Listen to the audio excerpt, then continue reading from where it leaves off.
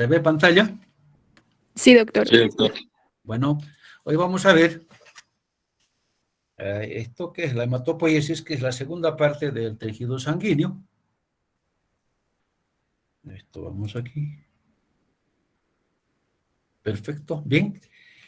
La hematopoiesis es la formación de las células sanguíneas. De todas ellas, esta se produce en el adulto a nivel de la médula ósea. La médula ósea es un tipo de tejido que está localizada principalmente en los huesos. ¿Ya? Existen dos tipos de médulas.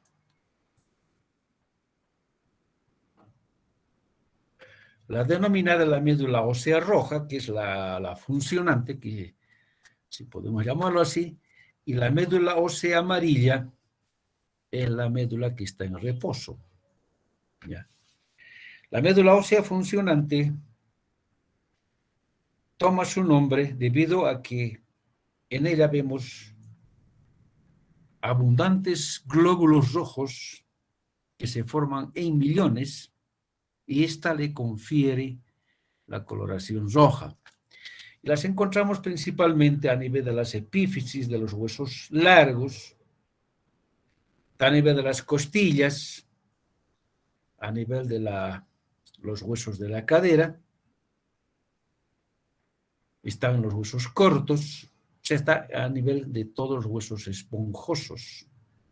En cambio, la médula ósea amarilla, que también llamada la médula en reposo, se llama así porque está invadida por células adiposas, escasas células hematopoyéticas, más es tejido adiposo, de ahí su nombre de médula ósea amarilla, y generalmente está localizada a nivel del conducto central que se encuentra a nivel de los huesos largos, con el denominativo de la médula ósea en sí. Está ya localizada entonces. Pero en cualquier momento esta médula, en deficiencia de la médula ósea roja, puede ser activada por estímulos adecuados.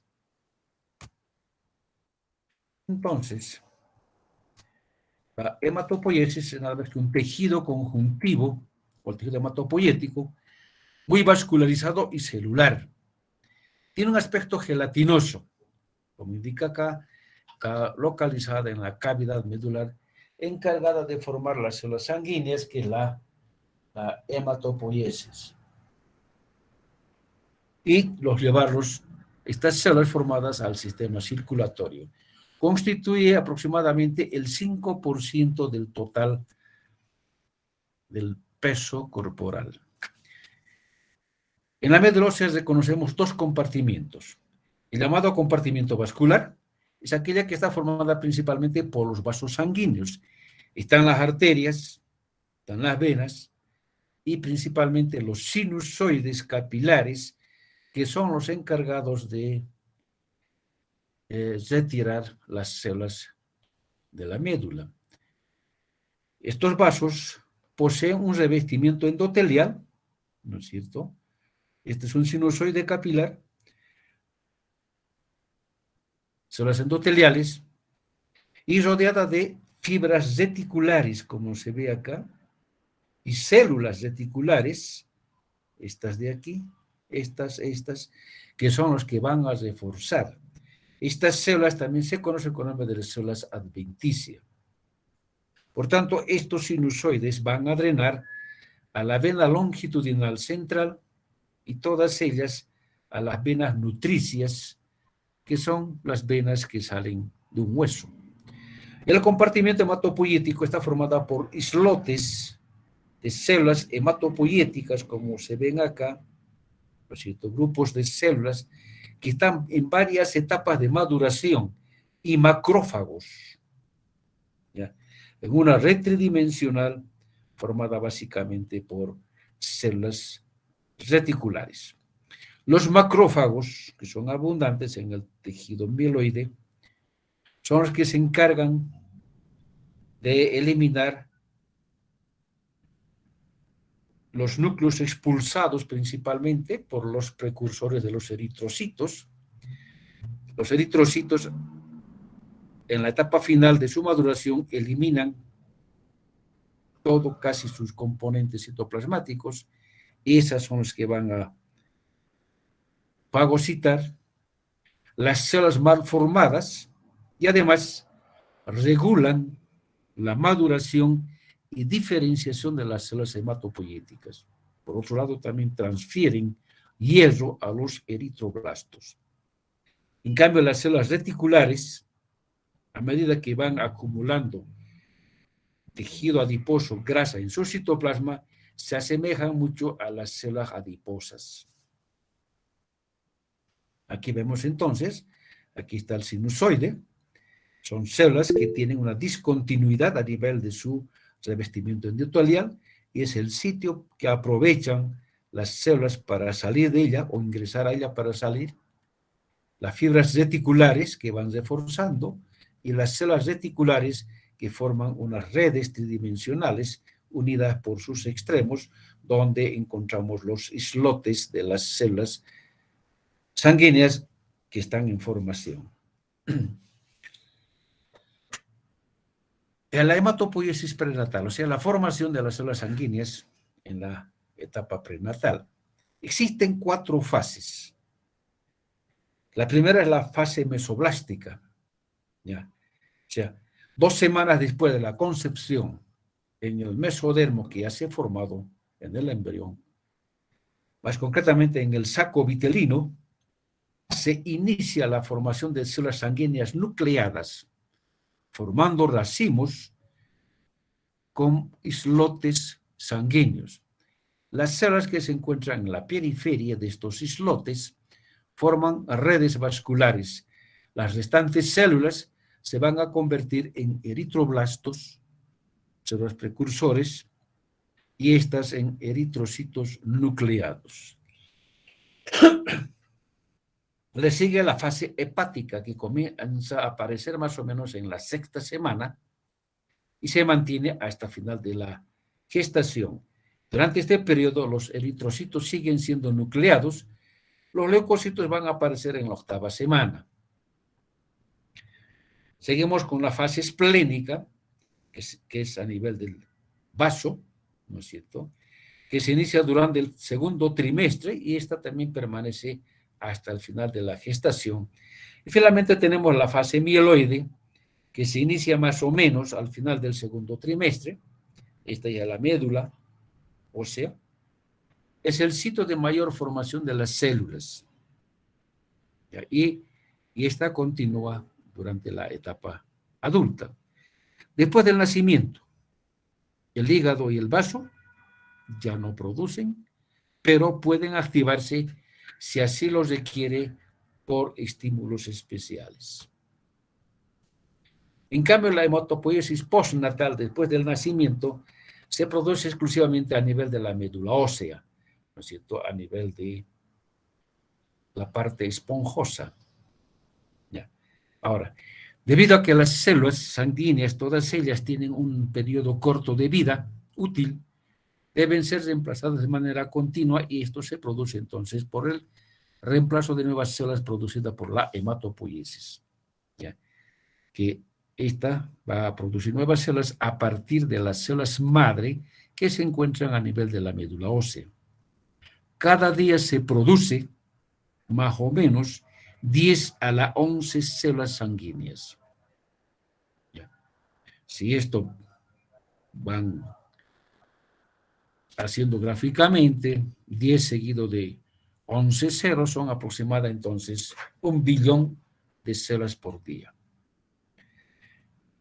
Las células madre sufren múltiples divisiones celulares y se van diferenciando a través de varias etapas intermedias hasta la célula madura. Este proceso es regulada por factores de crecimiento y citocinas que actúan en diferentes etapas para controlar el tipo de célula que se está formando y la velocidad con la que se está formando. Para poder hacer un estudio de las células en formación, se retira tejido mieloide por un procedimiento que se conoce con el nombre de biopsia. ¿Sí? ¿En qué consiste? En preparar a la persona a quien se va a extraer. Como ven, por ejemplo, aquí en la figura esquemática, se va a retirar de un hueso coxal, ¿no es cierto? Se prepara el campo con la debida antisepsia, se coloca un paño estéril y pues utilizando una aguja para biopsia que tiene un calibre bastante considerable, que es mayor que el de las agujas que se utilizan para los inyectables, entonces se introduce y se aspira como sacar sangre de vaso sanguíneo, ¿no es cierto? Entonces se aspira y lo aspirado se vacía en un portaobjetos y se hace un raspado igual que la célula sanguínea, se deja secar, coloreado con tinciones especiales para la sangre, entonces se lleva al microscopio y se observa las células hematopoyéticas.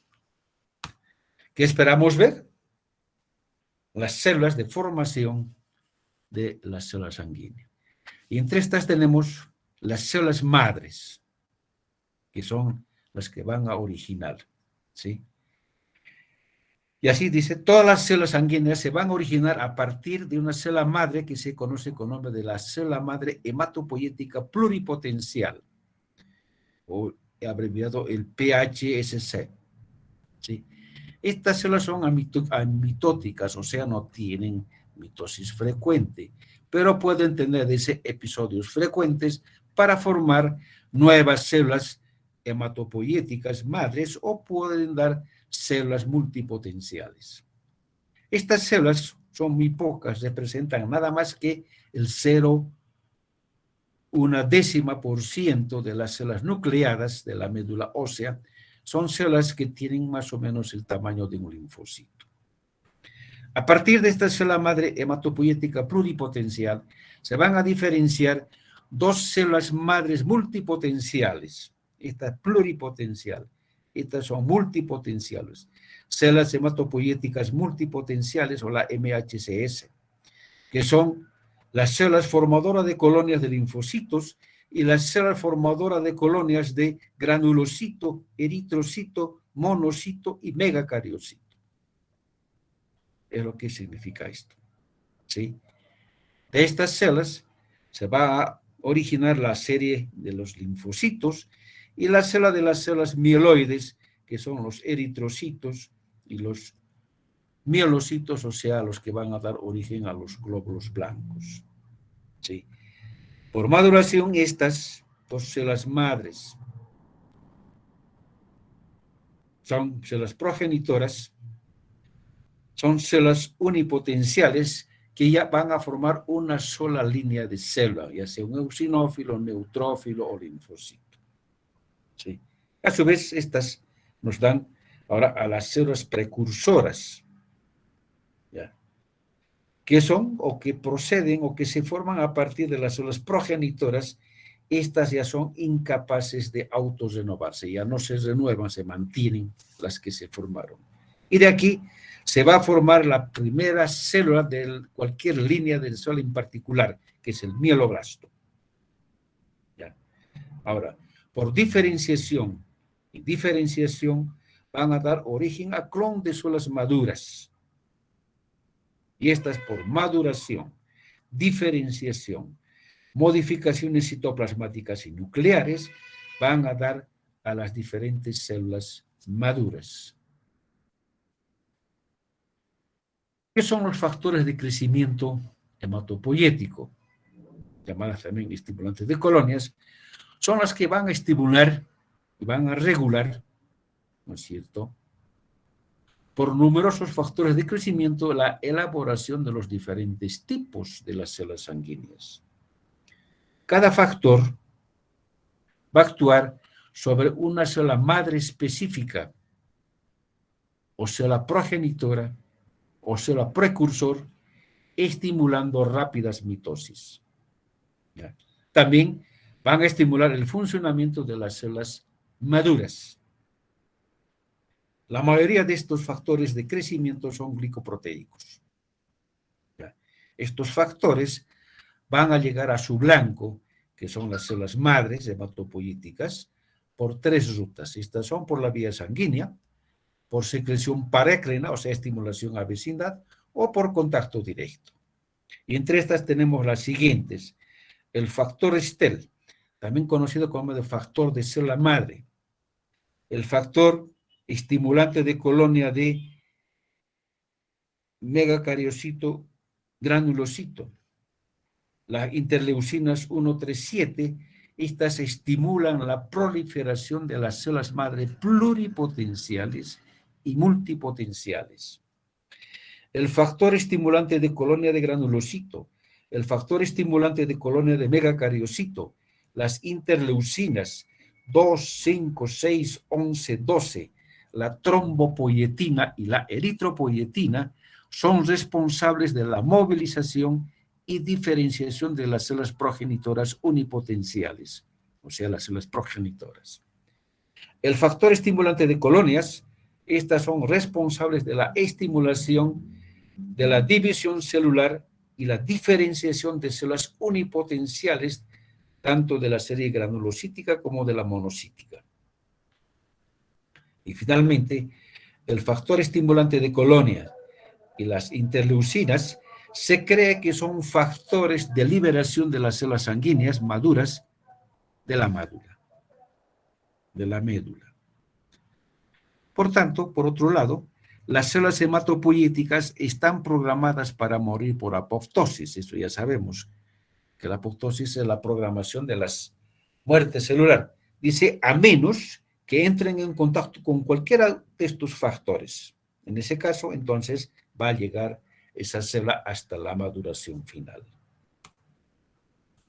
Ahora describamos la formación tanto de los glóbulos blancos como de los glóbulos rojos. La eritropoiesis es la formación de los eritrocitos. ¿Ya? Este proceso genera alrededor de 2,5 multiplicado por 10 a la 11 de eritrocitos todos los días. Si esto llevamos a los números, son aproximadamente 25 billones de células por día. En esta serie, la primera célula que se diferencia a partir de las células madre pluripotenciales es la unidad formadora de colonias de células progenitoras de eritrocitos y megacariocitos. Estas van a dar lugar a la formación de la unidad formadora de colonias de brotes de eritrocitos y a la unidad formadora de colonias de eritrocitos. Son células todavía indiferenciadas.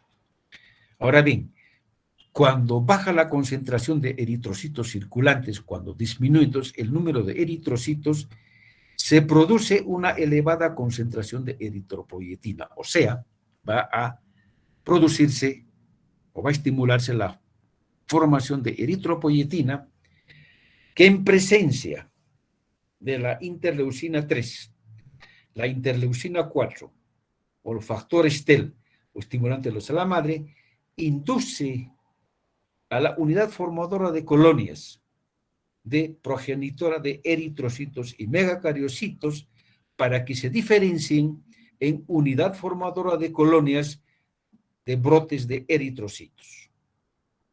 Estas, a su vez, a partir de un brote formado por mitosis, van a formar gran número de unidad formadora de colonia de eritrocitos. ¿Sí? Y así se va formando entonces las células rojas. A menor concentración de eritropoyetina, se va a formar el primer precursor de esta serie, que es el proeritroblasto. ¿Qué son las llamadas células nodrizas? Son nada más que acumulaciones esféricas de un cúmulo de proeritrocitos y sus descendientes, o sea, las células que se están formando a partir de esta célula primera en diferenciarse, y sus descendientes alrededor de un macrófago. ¿Ya? Y el macrófago se halla presente en ella para fagocitar núcleos expulsados de la maduración de estas células eritrocitos sobrantes y defectuosos. Esa es la función del macrófago dentro de la célula nodriza. Entonces, esta es el proceso de maduración de las células rojas o de la formación de los eritrocitos. Este cuadro lo tienen en su libro. En la columna están las diferentes células, segunda tamaño, en la tercera la forma del núcleo, la presencia o no de nucleolos en la siguiente, la característica de el citoplasma y lo que se ve al microscopio electrónico. Así el pronitroblasto, por ejemplo, que es la primera célula en diferenciarse, tiene un tamaño de 14 a 19 micrómetros, su núcleo es redondo, rojo, de rojo burdeos, tiene cromatina fina y esta presenta mitosis. Tiene 3 a 5 nucleolos. El citoplasma es gris azulado con aglutinaciones en la parte periférica. En la microscopía electrónica se observa retículo escaso, muchos polisomas, pocas mitocondrias. Luego le sigue el eritroblasto basófilo. Disminuye ligeramente el tamaño de 2 a 17. El núcleo sigue siendo igual, la cromatina es mucho más gruesa y sigue presentando mitosis. Van disminuyendo los nucleolos, solo aparecen de 1 a 2. El citoplasma ya tiene un fondo ligeramente rosado y a nivel de la microscopía es igual que el anterior. Seguimos con el eritroblasto policromatófilo, que es esta célula, va disminuyendo de tamaño de 12 a 15, el núcleo sigue siendo redondo, de tinción más densa, la cromatina está mucho más gruesa porque se va condensando y sigue presentando mitosis. Ya no hay nucleolos, el citoplasma es ligeramente amarillento rosado, en un fondo azulado, a la microscopía tenemos las mismas características, pero va apareciendo más hemoglobina.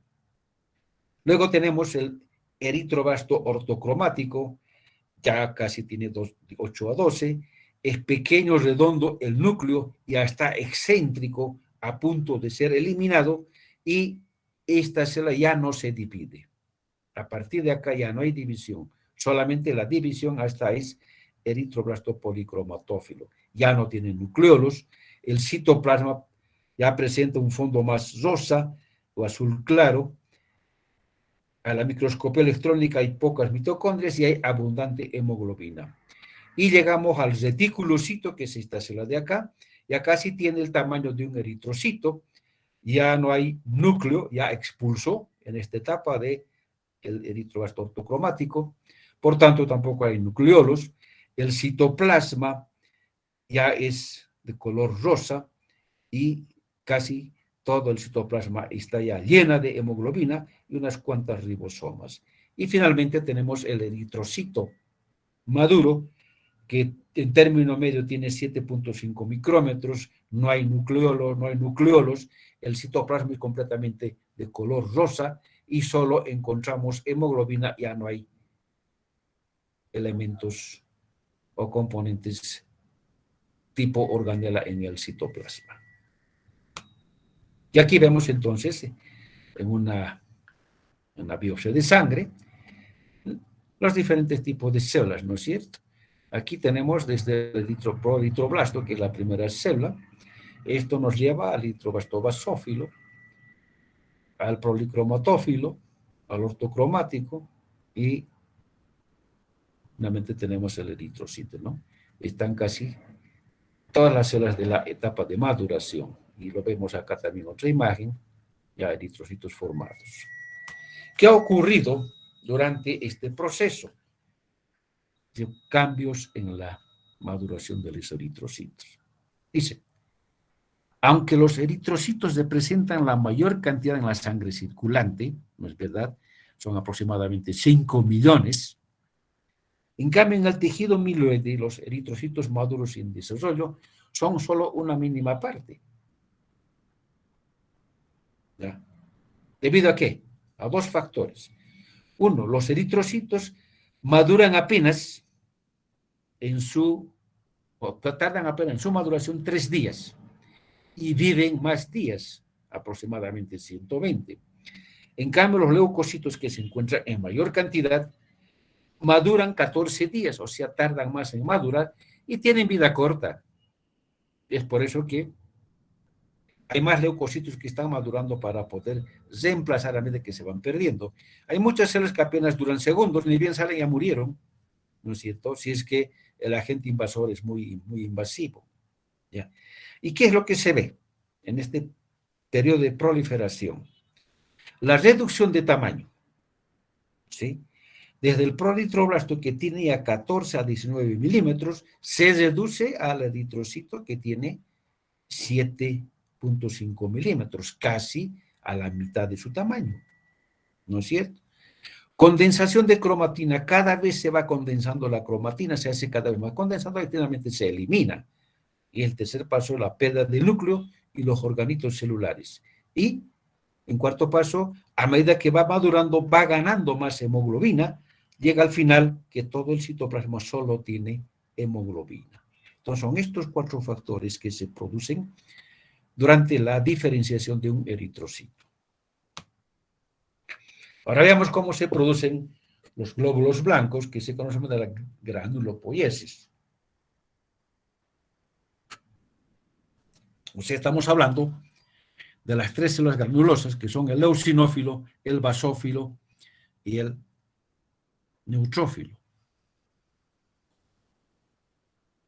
Entonces, cada una de ellas derivan de su propia madre unipotencial.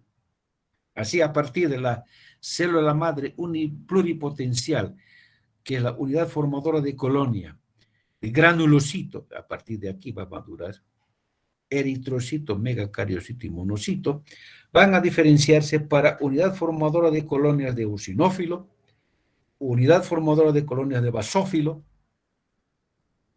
En cambio, el neutrófilo va a derivar de una célula madre bipotencial, porque estas son unipotenciales, bipotencial porque forma 2 células, granulocito y monocito, que se origina para granulocito y monocito, y a partir de esta se origina la célula madre, que es el mieloblasto, que va a dar origen al leucocito. Y así, cada una de ellas forman entonces su primera célula diferenciada, que es el mieloblasto.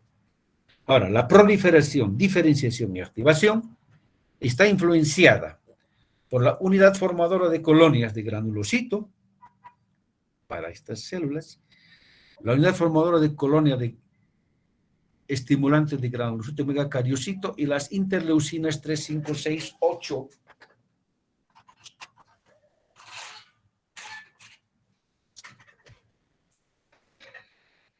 Bien, y la primera célula en diferenciarse es el mieloblasto. ¿Ya? Estas son precursores de los 3 tipos de granulocitos. Por división, dan a los promielocitos, que a su vez van a formar los mielocitos correspondientes. Todos los días se producen aproximadamente 800.000 neutrófilos, 170.000 eosinófilos y 60.000 basófilos. Los neutrófilos, que son los que salen en mayor cantidad, recién formados salen formando cordones hematopoyéticos. Perforan las células endoteliales del sinusoide, que es lo que se conoce con nombre también de... me olvidé. Ya les digo enseguida. Ingresan al sistema circulatorio y se marginan en ella. Diapédesis, es el término. Diapédesis. Y se van a marginar. O sea, se pegan al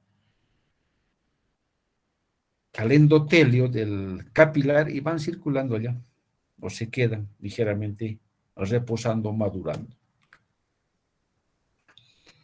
Y es lo que va ocurriendo entonces durante la granulopoiesis. Para cualquiera de ellas, ya sea para el eosinófilo, neutrófilo o basófilo. Este cuadro igualmente tienen en su libro. En la primera han estado los diferentes tipos de células, tamaño, modificación del núcleo, los nucleolos, lo que pasa con en el citoplasma y la aparición de gránulos. La primera célula en diferenciarse hemos dicho que es el mieloblasto, ¿no es cierto? que tiene de 13 a 14 micrómetros de tamaño. Su núcleo es redondo, azul rojo, hay mitosis, existen 2 a 3 nucleolos. A nivel del citoplasma hay cúmulos azules en un fondo de azul, hay la presencia de vesículas en la periferia, todavía no tiene ningún tipo de gránulo en su citoplasma. Luego vamos al promielocito, que es esta célula, que es una célula redonda y aumenta de tamaño, fíjense, de 13 a 24. ¿Sí? Es esta célula. Su núcleo es redondo a oval, azul rojizo y sigue presentando mitosis. Aún hay 1 a 2 nucleolos. A nivel del citoplasma es azulado, ya no hay vesículas, pero sí ya aparecen los gránulos azurófilos. Y esta está presente en todas las células con todos los leucocitos. Pasamos al mielocito neutrófilo. Esta disminuye bruscamente de tamaño, casi se viene a la mitad, 24-12, es la mitad, ¿verdad? El núcleo está en un plano fuera del centro, se hace excéntrico, la cromatina se va condensando gruesa y sigue presentando mitosis. Hay la presencia de uno o ya no hay nucleolos, el citoplasma se torna azul pálido y hay mayor presencia de gránulos azurófilos y comienzan a aparecer los gránulos específicos para cada célula, diferente para el neutrófilo, diferente para el neutrófilo, eosinófilo y diferente para el basófilo. De aquí pasamos al metamielocito neutrófilo, ¿ya? Que ahora tiene más o menos ya el tamaño de las células maduras, 10 a 12 micrómetros. La cromatina o el riñón tiene más o menos la forma de un riñón. La cromatina sigue condensándose, es más gruesa, ya no hay mitosis a partir de aquí, solamente hay mitosis hasta el mielocito, ¿sí? Ya no hay nucleolo, el citoplasma es azul pálido y cada vez van aumentando los gránulos azurófilos específicos. Pasamos al neutrocito en banda, el tamaño ya no disminuye mucho, el núcleo está en forma de herradura o ligeramente alargado, en forma de banda, de ahí viene su nombre. La cromatina sigue condensándose, tampoco hay mitosis, ya no hay nucleolos, el citoplasma sigue siendo azul pálido y los gránulos, tanto azurófilos y específicos, ya lo vemos presente.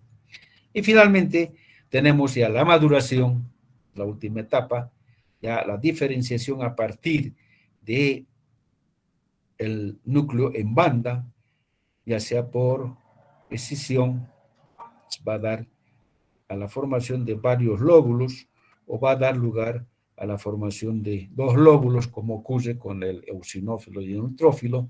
En este caso, para el neutrófilo, va a tener múltiples lobulaciones, como se ve acá. La cromatina sigue siendo gruesa, no hay mitosis, no hay nucleolos, el citoplasma es rosa azul pálido, ¿no es cierto? Y ya la presencia característica principalmente de los gránulos específicos para cada una de estas células que se han formado a partir de esta serie, como es el neutrófilo, el basófilo y el eosinófilo. ¿Qué ocurre? ¿Cuáles son los cambios durante este periodo? Igual como el glóbulo rojo, el primero es la reducción progresiva de tamaño, de 24 micrómetros que era a 14, 10 o 12, casi a la mitad de tamaño, ¿no es cierto?, en las células adultas.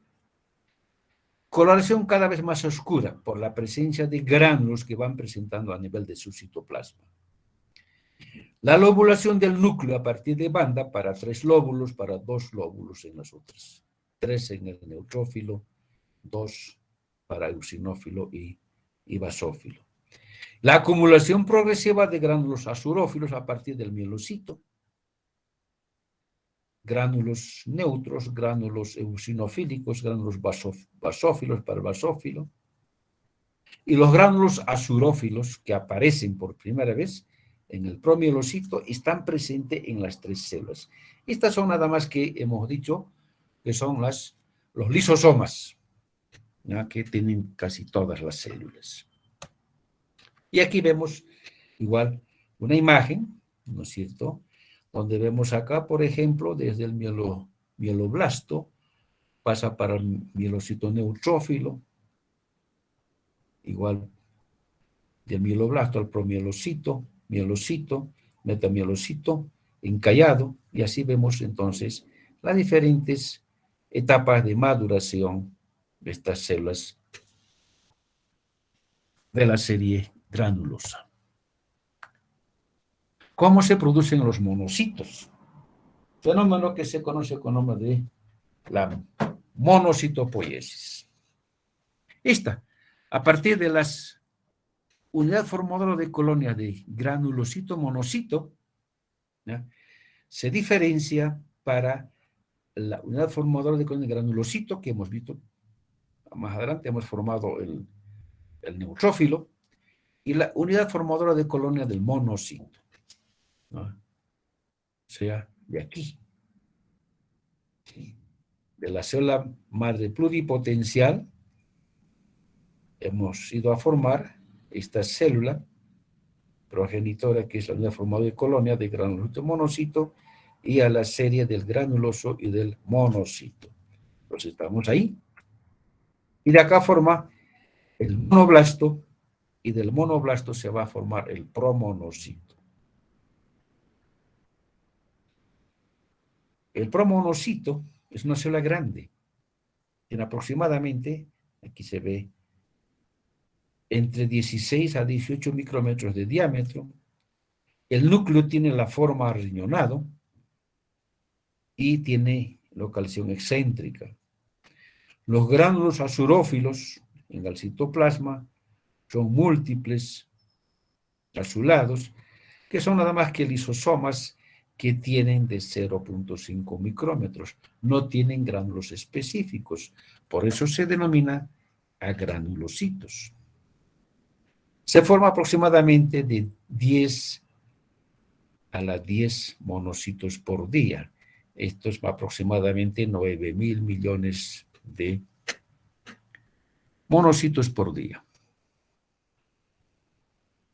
Finalmente, dice, en el transcurso de 1 a 2 días, los recién formados penetran en el tejido conjuntivo del cuerpo. O sea, una vez que son liberados de la sangre, se quedan 1 o 2 días circulando en la sangre y recién salen al tejido conjuntivo, donde se van a diferenciar en diferentes tipos de macrófagos, dependiendo, o en diferentes tipos de monocito y macrófago, dependiendo del sitio donde ha salido.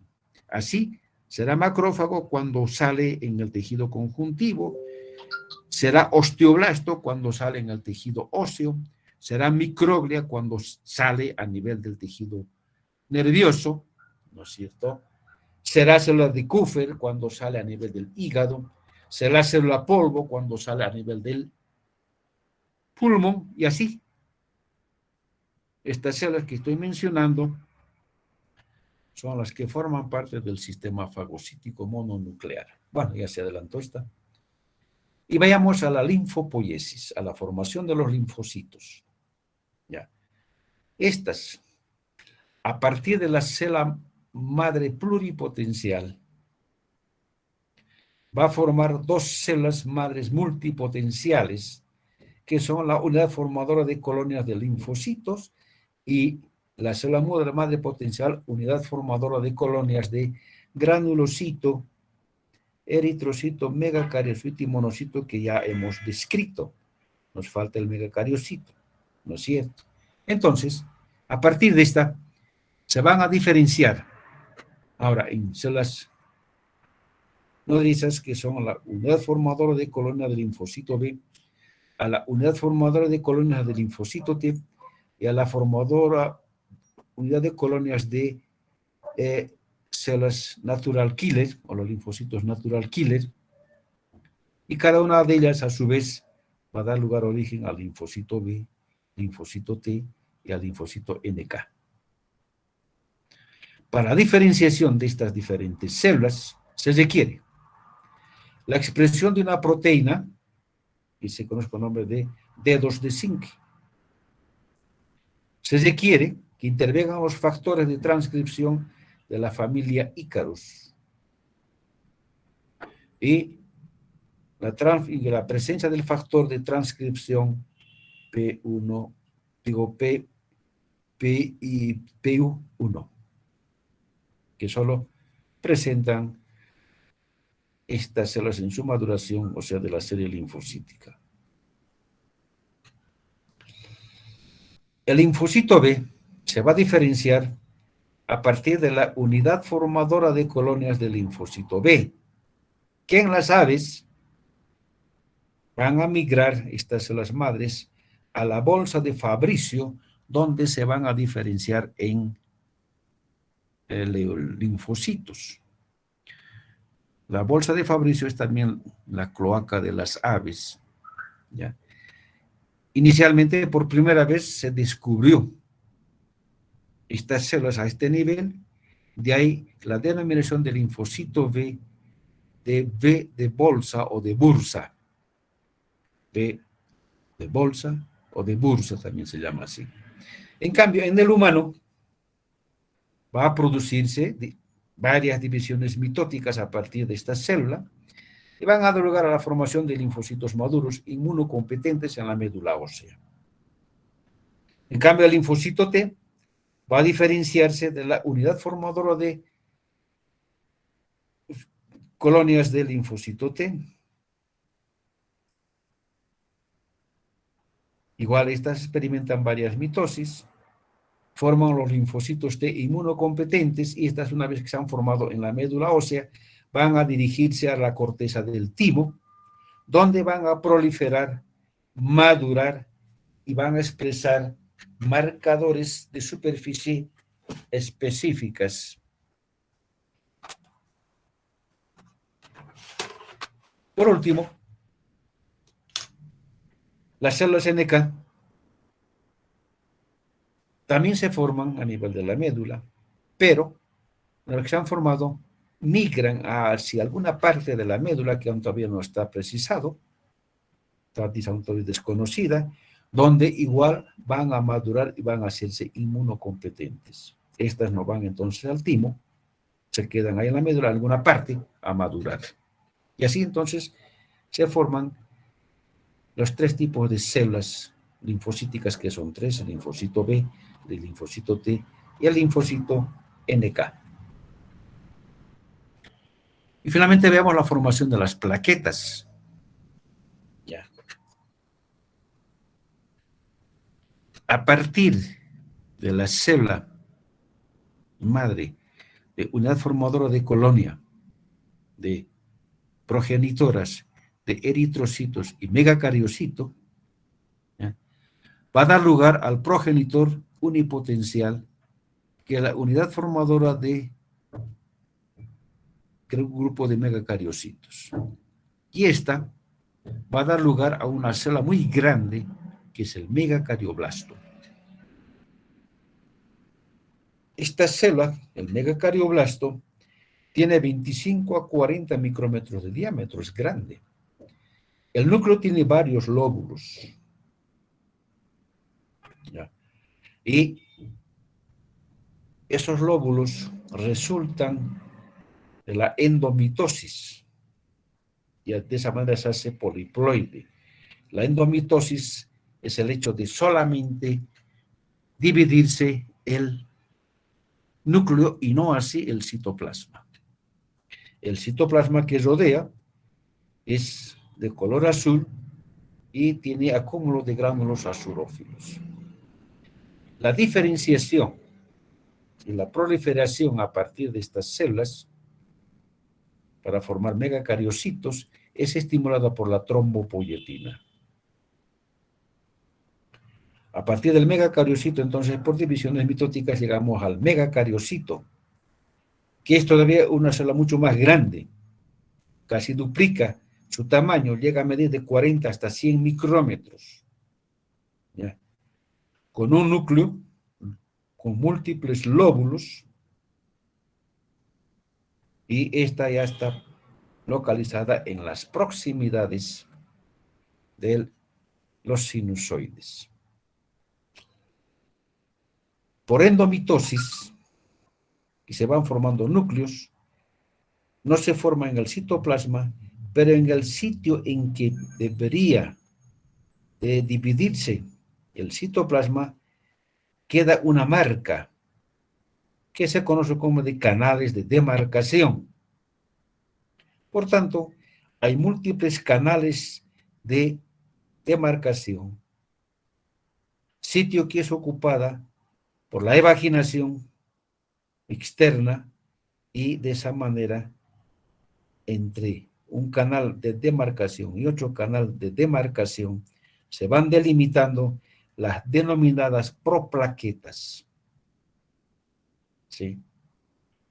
Y de estas proplaquetas se van disgregando, o sea, se van desprendiendo y se van formando las plaquetas individuales, que son miles, y estas van ingresando constantemente a la circulación sanguínea, puesto, como les decía, están en las proximidades de los sinusoides, y entonces la corriente sanguínea los va arrastrando y llega al final en que todo el citoplasma se ha desintegrado, ingresaron a la circulación en forma de fragmentos citoplasmáticos, y lo que queda, restos de citoplasma y núcleos, va a ser fagocitado, porque estas finalmente van a degenerar y van a ser fagocitados. Y así entonces se forman las plaquetas. Bien.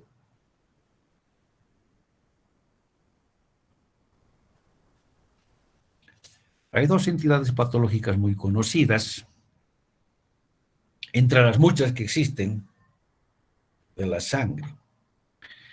Y entre estas mencionamos una de los glóbulos blancos y otra de los glóbulos blancos. De los glóbulos blancos mencionamos a la policitemia, la llamada también poliglobulia. ¿Ya?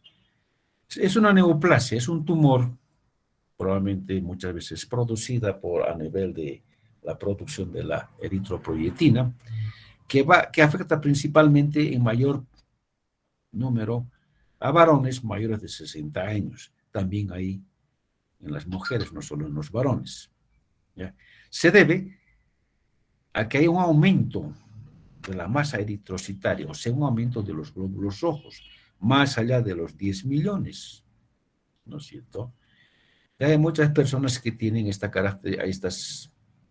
manifestación, los llaman millonarios, ¿no? Porque tienen millones de eritrocitos. Esto entonces debe, como les decía, a una neoplasia que va a aumentar la producción de la eritropoyetina, probablemente sea un tumor. ¿Ya?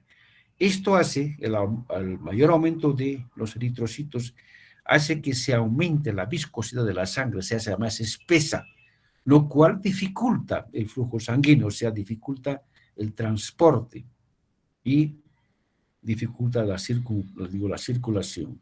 Y finalmente esto que va a provocar puede producir complicaciones trombóticas. Como resultado de esta puede darse un accidente cerebrovascular, puede darse un infarto de miocardio, una trombosis venosa, una trombosis pulmonar, y finalmente puede llevar muchas de estas patologías a la muerte. El individuo que tiene esta patología es como estamos viendo aquí en la imagen, ¿no es cierto? Tiene una tez muy, muy oscura, ¿no es cierto? Siempre está con la boca abierta, ya como teniendo sed de aire, ¿no es cierto? Los orificios nasales están muy dilatadas de tanto inspirar o de tanto querer introducir aire a los pulmones, porque busca la introducción tanto a nivel de boca como de la nariz, ¿no es cierto? Tiene esta característica peculiarmente cuando está avanzada esta manifestación. Y de los glóbulos blancos son las famosas leucemias, ¿no es cierto? No es una sola, son varios tipos dependiendo del tipo de la célula o del leucocito afectado. Y es básicamente también una enfermedad cancerosa de los glóbulos blancos. ¿Qué es lo que va a ocurrir? Se producen glóbulos blancos anormales. ¿Sí? Si bien hay gran cantidad de glóbulos blancos, pero son anormales. Por tanto, no cumplen su función. ¿Ya? Entonces, como dice acá, existen diferentes tipos, dependiendo de la célula y la alteración producida, y la sintomatología también va a ser variada. Va a ser diferente de la alteración de los neutrófilos, basófilos, de cualquiera de las células. ¿Ya? ¿Por qué es importante mencionar que conozcamos? Porque el tratamiento de esta enfermedad es muy costosa. ¿Ya? Porque incluye ¿qué? Quimioterapia que cuesta, radioterapia, inmunoterapia. Muchas veces se tiene que llegar a un trasplante de célula madre y eso cuesta. ¿No es cierto? Y realmente podemos decir que es potencialmente mortal. ¿Ya? Por insuficiencia de las células maduras. Puede llegar a la muerte. Bien, entonces, aquí con esto terminamos este capítulo. Y con esto terminamos también el capítulo que corresponde a sangre. Bien, entonces quedamos aquí y nos veremos pues en la tarde.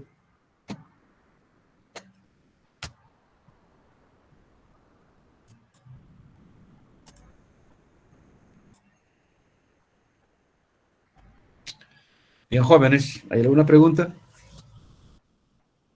Creo que no, doctor. Bueno, entonces aquí nos quedamos. Hasta la tarde, jóvenes. Hasta la tarde, doctor. Hasta Bueno. luego. Hasta la tarde, doctor. Hasta luego, doctor.